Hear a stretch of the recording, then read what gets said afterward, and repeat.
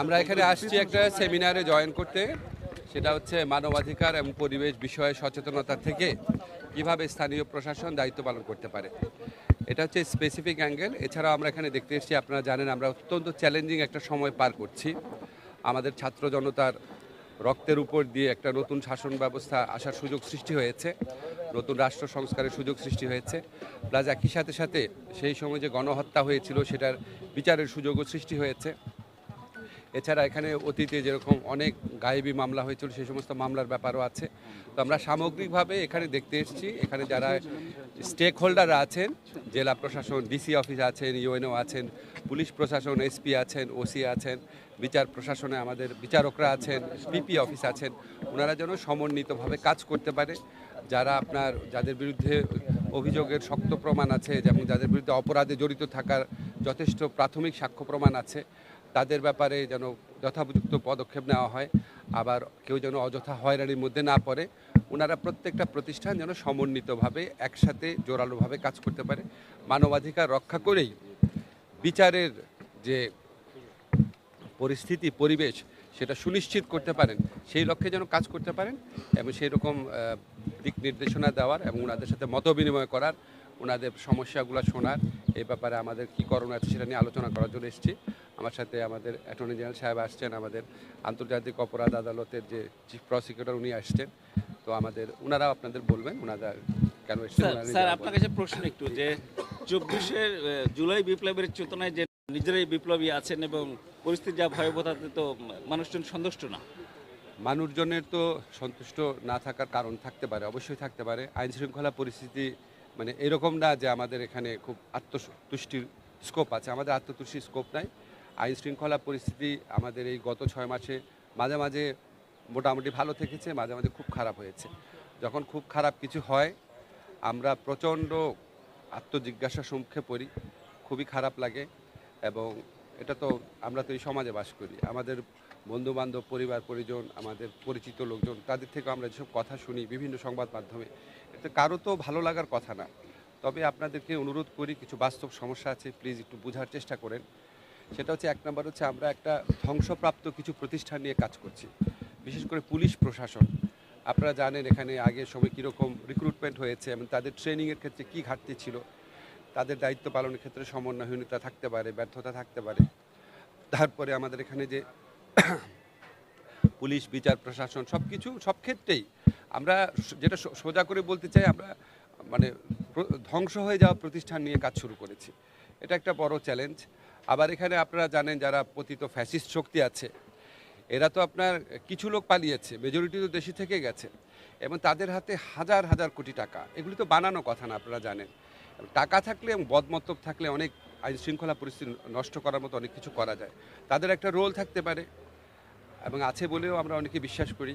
এছাড়া যারা স্বভাবগত অপরাধী, তাদেরও অবশ্যই ভূমিকা আছে এখানে। আমাদের ব্যর্থতা আছে, এটা অস্বীকার করার কোনো রকম উপায় নাই।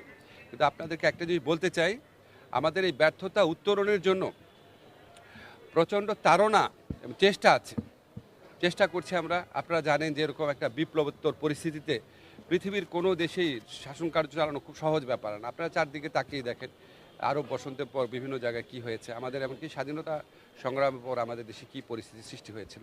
এরকম পরিস্থিতিতে যদি ওই পার্সপেক্টিভে দেখেন, তাহলে হয়তো আমাদের অনেক কিছু আপনারা সহৃদয়তার সাথে দেখতে পারবেন, ক্ষমা করতে পারবেন।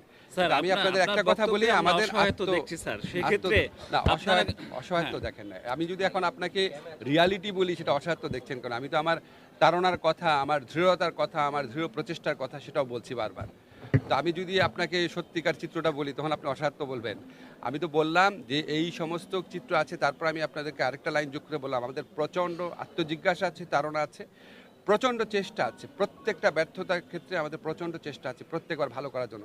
দেখেন, আমাদের স্বরাষ্ট্রমন্ত্রী কালকে গভীর রাতে একটা সাংবাদিক সম্মেলন করেছেন। আমি জানি না আপনারা কীভাবে দেখছেন, কিন্তু আমি তো ওনাকে কাছে থেকে দেখি।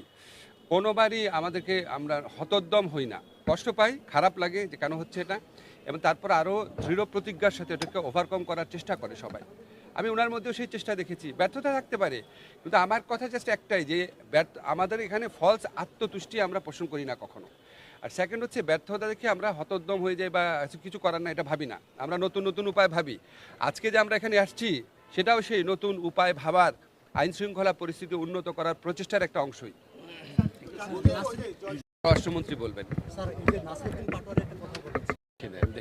দেখি কারো মন্তব্যের প্রেক্ষিতে আমি কথা বলতে এখানে আসিনি। আপনারা রাষ্ট্রীয় ব্যাপারে নিয়ে কথা বলেন। আপনি বলছিলেন আমি দায়িত্ব পাওয়ার পরে আমি এই যে আমার লাস্ট কোশ্চেন আমি নিব। উনি আমারে বললো একটা সেকেন্ড দেখেন, এটা খুব ভালো হয়েছে আপনি প্রশ্নটা করেছেন। উনি আমাকে বলেছেন, আমি বলেছি আমি যদি কোনোদিন দায়িত্ব পাই আমি জীবন দিয়ে চেষ্টা করব। জীবন দিয়ে চেষ্টা করতে নিশ্চয়ই আমি, আপনারা ভাবেন না যে আমি জানটা দিয়ে মানে মরে যাবো বা আত্মহত্যা করবো, এটা তো ভাবেন নাই। ভেবেছেন আমি দিনে রাত পরিশ্রম করব। আপনার কি কোনো ধারণা আছে আমি কত ঘন্টা কাজ করি? এখন ভাই দিনে রাত কাজ, জীবন দিয়ে কাজ করবো বলতে তো এটাই বুঝিয়েছি। আমি দিনে অ্যাভারেজে 12-13 ঘন্টা কাজ করি। যখন আমি ঢাকা ইউনিভার্সিটি টিচার ছিলাম অ্যাভারেজে 3-4 ঘন্টা কাজ করতাম। এটাই ভাই আমার কাজ। আর এটা যে আপনি বললেন যে আইন শৃঙ্খলা পরিস্থিতি, এটা তো স্বরাষ্ট্র মন্ত্রণালয়ের কাজ। আপনারা একটা জিনিস সাথে একটা যে গুলিয়ে ফেলেন কেন?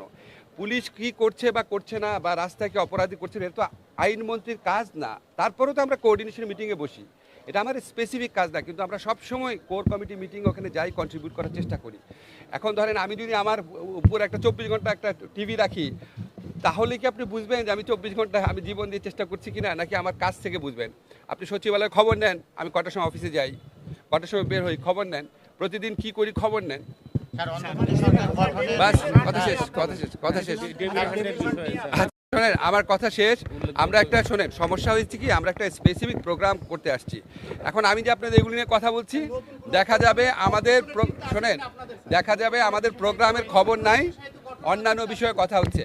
আমার প্রোগ্রাম সম্পর্কে যা আমার কথা বলা শেষ। পুলিশকে বারবারই বলা হচ্ছে যে পুলিশকে আসলে